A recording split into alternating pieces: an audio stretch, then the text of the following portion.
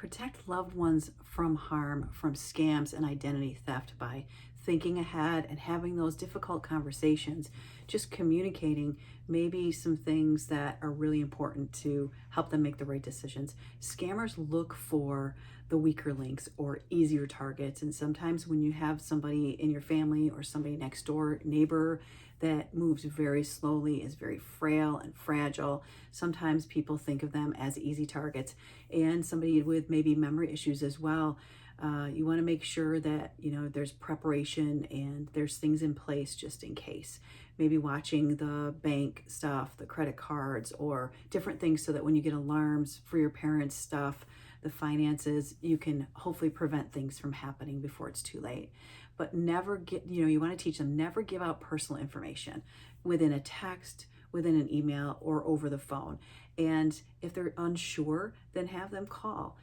Help with a family member, a trusted family member. Say, I can't make any decisions until I talk to my family member. Take down the number if you want, and then just have them just say that. And maybe one of us, our family members, we can protect them by calling the number and seeing what it was about so that there's no confusion. Or maybe it wasn't a scam, but maybe mom is just fearful and she's just being cautious so that maybe she doesn't give out her credit card or something that could really ruin her life and her finances as well, and her identity. So you want to make sure that we help by encouraging and telling them to pause and just say, can my loved one get back to you? Can my daughter get back to you? And then just maybe taking their number down, but just kind of, helping them, because do you remember the times when you were a kid and mom or dad said, don't run around the pool? My dad had an oval shaped pool, and the deck, we had a nice sized deck, and then we had this skinny little deck that went around the whole pool. And I remember always running around that deck, and we always got yelled at because they thought we were going to fall and split our head open or fall over or something.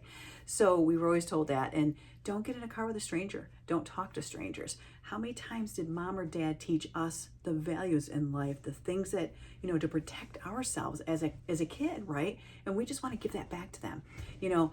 Don't put your hand on the hot stove. How many of us have done that, right? We have to sometimes learn.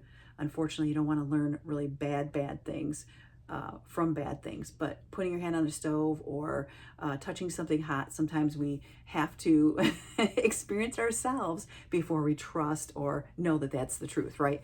So we just want to make sure we keep that communication open and prevent mishaps, because prevention of loss, prevent the loss of irreplaceable and memorable things in the home that just cannot be replaced in those possessions.